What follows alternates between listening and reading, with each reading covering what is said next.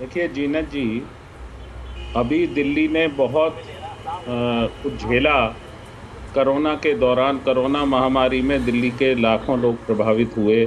सबके परिजन, रिश्तेदार, नातेदार, मित्र बहुत परेशान थे और सारी दिल्ली ऑक्सीजन की मांग कर रही थी। अलग-अलग जगह से ऑक्सीजन कम होने की, हॉस्पिटल्स में व्यवस्था टूटने की खबरें आ रही थी। कई प्राइवेट हॉस्पिटलों ने, जो बहुत बड़े नाम हैं दिल्ली में, बत्रा हॉस्पिटल हो, सर गंगाराम हॉस्पिटल हो, जयपुर गोल्डन हॉस्पिटल हो, अपने यहाँ डेथ टोल डिक्लेयर की कि ऑक्सीजन की कमी की वजह से ये डेथ हुई है। लेकिन आया क्या निकल के कि दिल्ली में एक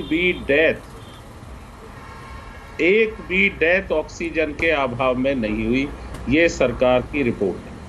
मैं उसी तर्ज पे ये कहना चाहता हूँ कि इतना बड़ा आबकारी नीति में घोटाला हुआ। लीकर पॉलिसी पहले खराब थी। लीकर पॉलिसी पहले इसलिए खराब थी कि स्वराज में लिखते हैं मुख्यमंत्री जी, और 2015 के अपने मैनिफेस्टो में लिखते हैं कि दिल्ली में जो शराब के ठेकेदार हैं और अधिकारी और नेता मिलकर ठेका देते, वो तो सरकार के ठेके थे।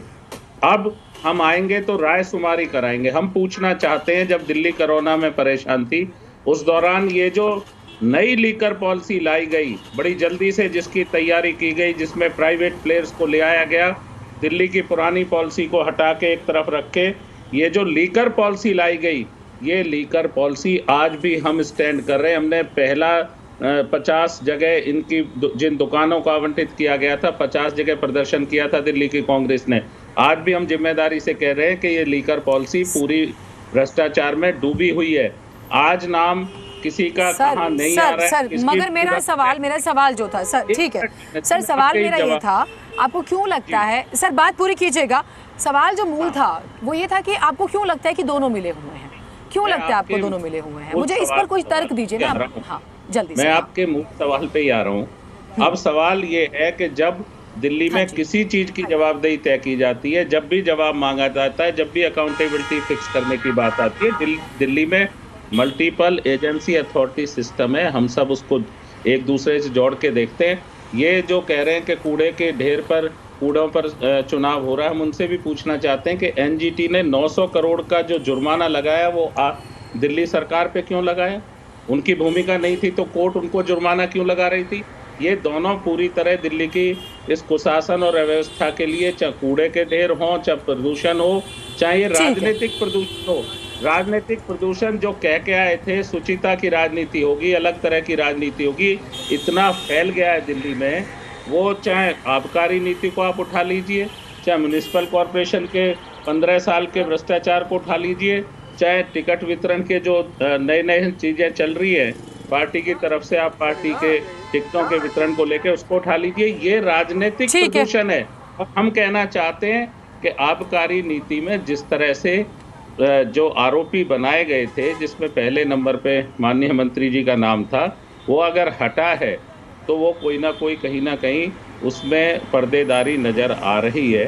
वो पर्देदारी, नूरा कुश्ती जो चलने की बात है, ब्लेम गेम में दिल्ली की जनता पिस रही है। इन दोनों की जवाबदेही तय होनी चाहिए। इन्होंने काम ठीक है सर, मैं ठीक है सर, फिर मैं आपके लिए एक और सवाल छोड़ती हूँ सर, उसका मैं जवाब लूंगी। सुनिए ना सर, 2 मेहमान और हैं क्योंकि फिर मुझे ब्रेक लेना होगा। मैं आपके लिए एक सवाल छोड़ के जाती हूँ। आप लोग शुरू से कह रहे हैं कि आपने इस एक्साइज पॉलिसी में जो भी गड़बड़ियां थी उसको उजागर किया। आपके प्रदेश अध्यक्ष ने लेटर लिखे, आप लोग सड़कों पर आए, आपने शुरुआत भी इसी से की। तो ये तो उतना ही बड़ा झटका शायद आप लोगों के लिए भी होगा। तो आप लोगों की आगे की क्या तैयारी होगी? क्योंकि कम से कम इस विषय पर हाँ, बीजेपी और आप शायद एक साथ कदम बढ़ाएं। इसका जवाब आप सोच के रखिएगा सर। अच्छा जल्दी से बोल लीजिए। मैं ये कह रहा हूँ कि अगर म्युनिसिपल कॉरपोरेशन की इसमें मिलीभगत नहीं होती, तो जो उनके नोटिफाइड एरिया है जहाँ लीकर शॉप नहीं खुल सकती थी, वहाँ भी शॉप खुली। और क्यों खुली, इसमें कहीं ना कहीं ये भी जवाबदेही बनती है म्युनिसिपल कॉरपोरेशन के नेताओं की। तो वहाँ तो बीजेपी थी, तो ये पर्देदारी ऐसे ही नहीं है। ये कहीं ना कहीं नहीं, तो सिर्फ एमसीडी नहीं, डीडीए के भी जोन का जिक्र हुआ था। डीडीए के जोन का भी जिक्र हुआ था। ठीक है। और डीनोटिफाइड रोड